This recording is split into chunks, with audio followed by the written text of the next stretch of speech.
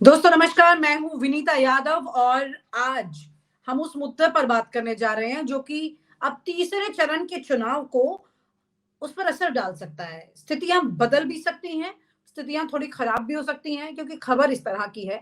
कर्नाटक की 14 सीटों पर चुनाव जो है वो दूसरे चरण में हो चुका है और अब तीसरे चरण में फिर से 14 सीटों पर चुनाव होने वाला है।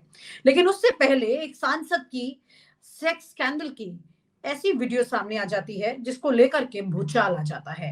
और ये कोई साधारण ऐसे और सांसद नहीं बल्कि कर्नाटक के पूर्व प्रधानमंत्री एचडी देवगौड़ा के पोते हैं।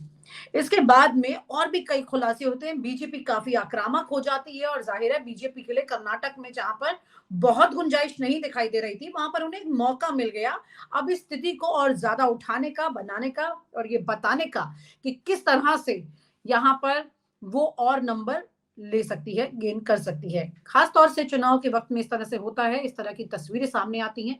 लेकिन सवाल तो उठेंगे, सवाल इसलिए उठेंगे क्योंकि इस कद और पद का व्यक्ति इस तरह की हरकत करते हुए जब दिखाई देता है और उसके बाद भाग जाता है और उसे रोका नहीं जाता है, तो सवाल कोई भी पार्टी हो उस पर उठेंगे। हमारे साथ वरिष्ठ पत्रकार हैं राजीव रंजन जी और उनके साथ इस बात पर हम चर्चा करेंगे, आगे बढ़ेंगे कि देवीराज गौड़ा जो हैं उन्होंने ये बात कह दी कि भाई देखिए किस तरह इस पार्टी के साथ हमें नहीं जाना चाहिए था और ये कैसे भाग निकले हैं।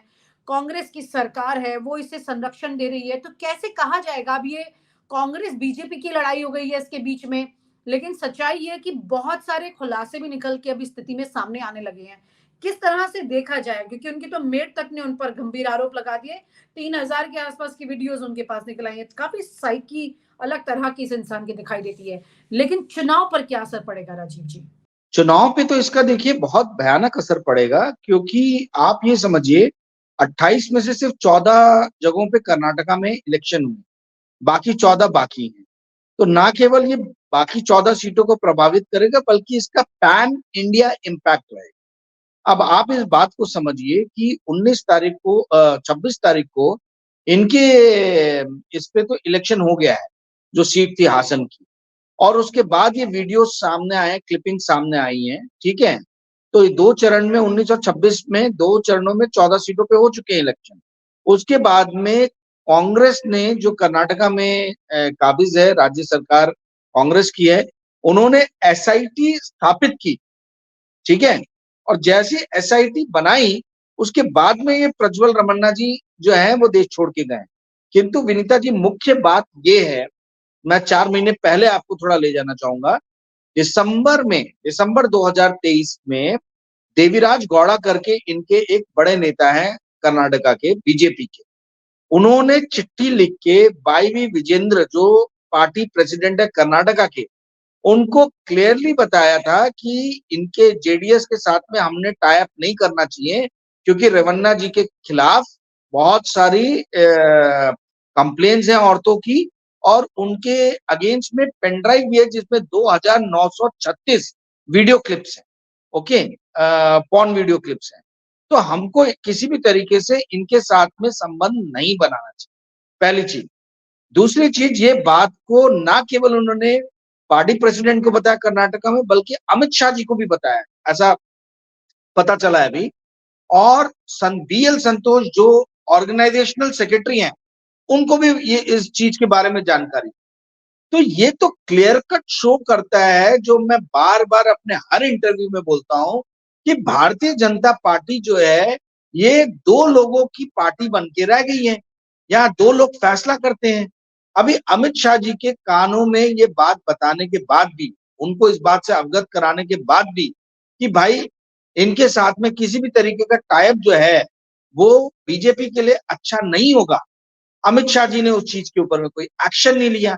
इसके दो कारण हो सकते हैं। पहला कारण ये हो सकता है कि जैसे कि इन लोग की आदत है कि ये लोकल लीडर्स को जरा भी भाव नहीं देते। लोकल लीडर्स जो है वो अपना कुछ भी ग्रीवेंसेस अपना रखें, there is no grievance redressal system, ठीक है, आज की बीजेपी में। दूसरी चीज ये भी हो सकती है जो और घातक है, वो ये है कि ये जान के ऐसे लोगों के साथ में टाई अप करना चाह रहे हैं या अपने साथ रखना चाह रहे हैं जिनका टेटुआ दबा सकें।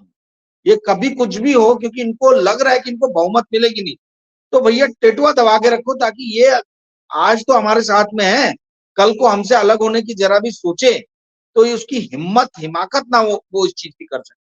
तो ये और ज्यादा घातक चीज है।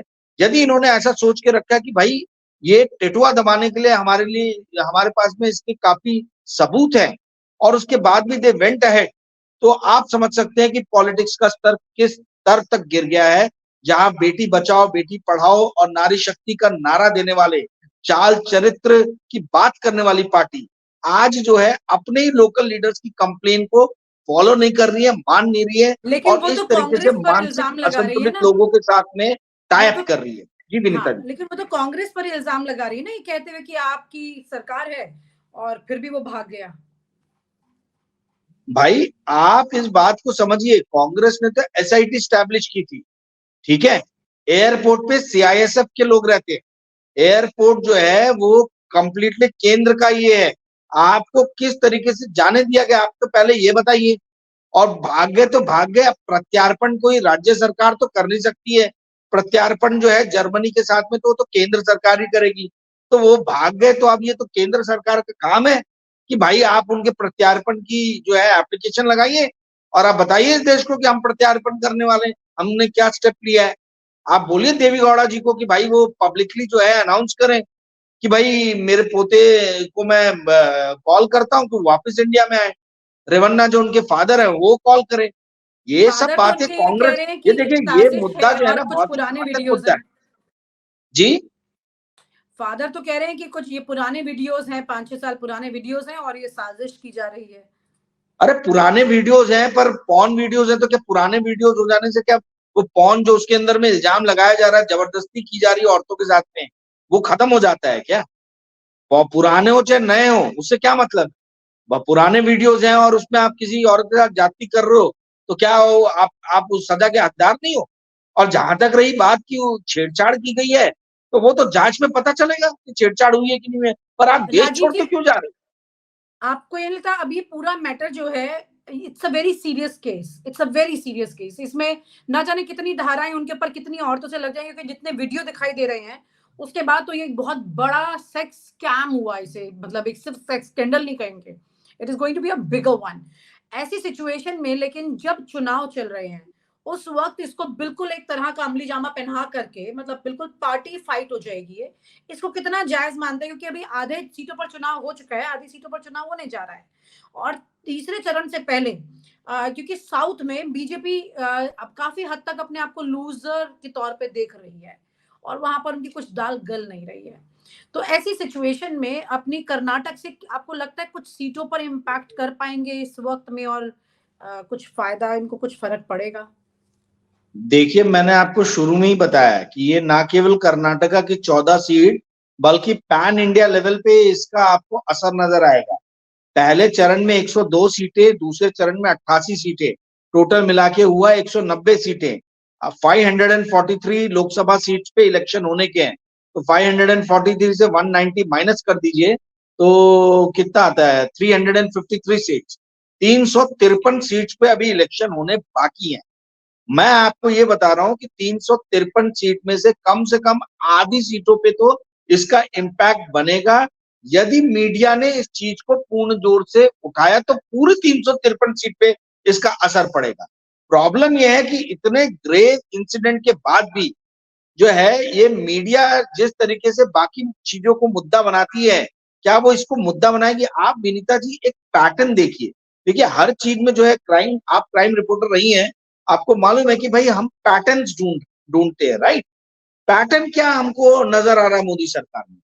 पैटर्न ये नजर आ रहा है कि मणिपुर में यदि औरतों को निर्वस्त्र करा के घुमाया जाता है तो भी मुद्दे को दबाने की कोशिश की जाती है।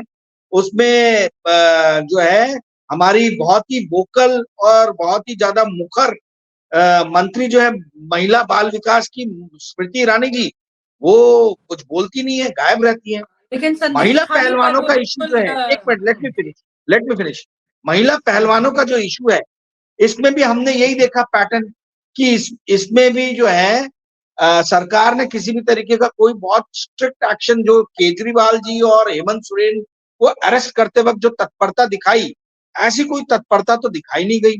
महिला पहलवानों ने बहुत दिन तक इसके ऊपर में संघर्ष भी किया, अब ये तीसरा पैटर्न, हम तीसरा इंसिडेंट देख रहे हैं उसी पैटर्न का, कि भाई एक रेपिस्ट आदमी को आप हासन से लड़ने दे रहे हो इलेक्शन, अलेजिडली रेपिस्ट, ठीक है, ऐसा एलिगेशन है उनके ऊपर में, हाँ, तो उनको आप लड़ने दे रहे हो और आपको जानकारी है कि भाई इस आदमी ने दुर्व्यवहार किया है, औरतों के साथ में गलत काम किए हैं, उसके बावजूद भी आपने किसी भी तरीके का अपना प्रोटेस्ट दर्ज नहीं किया।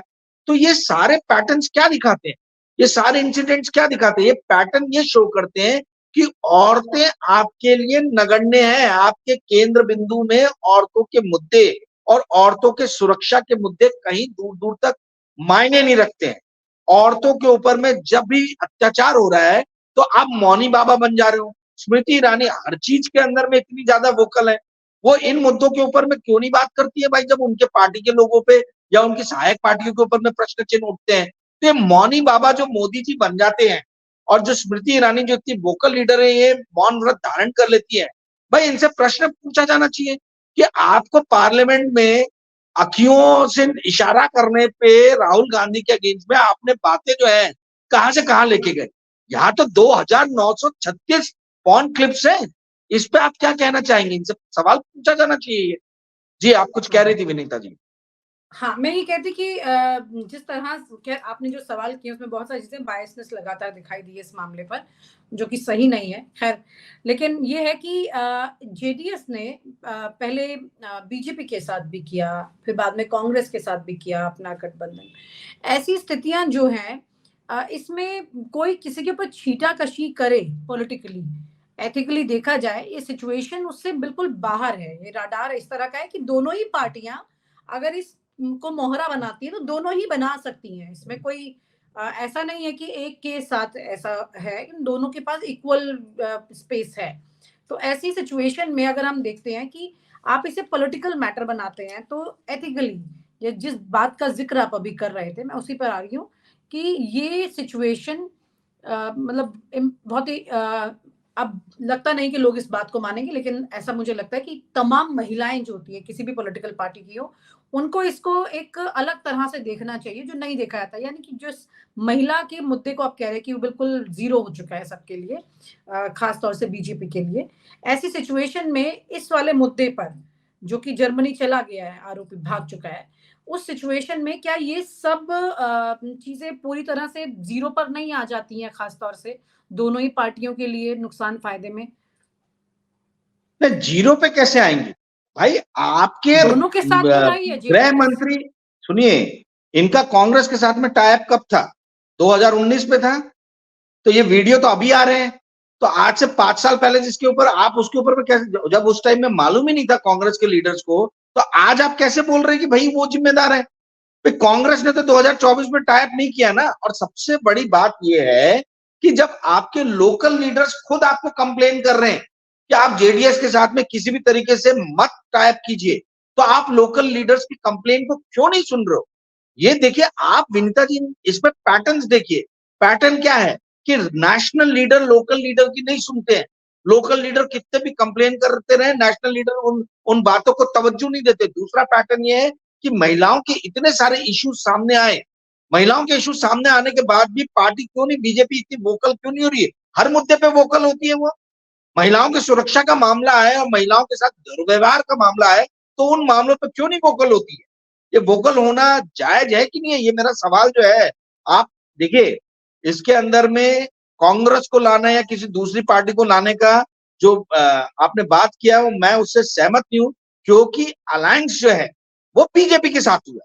अलायंस यदि कांग्रेस के साथ हुआ रहता तो मैं कांग्रेस के अगेंस्ट में आज बोलता।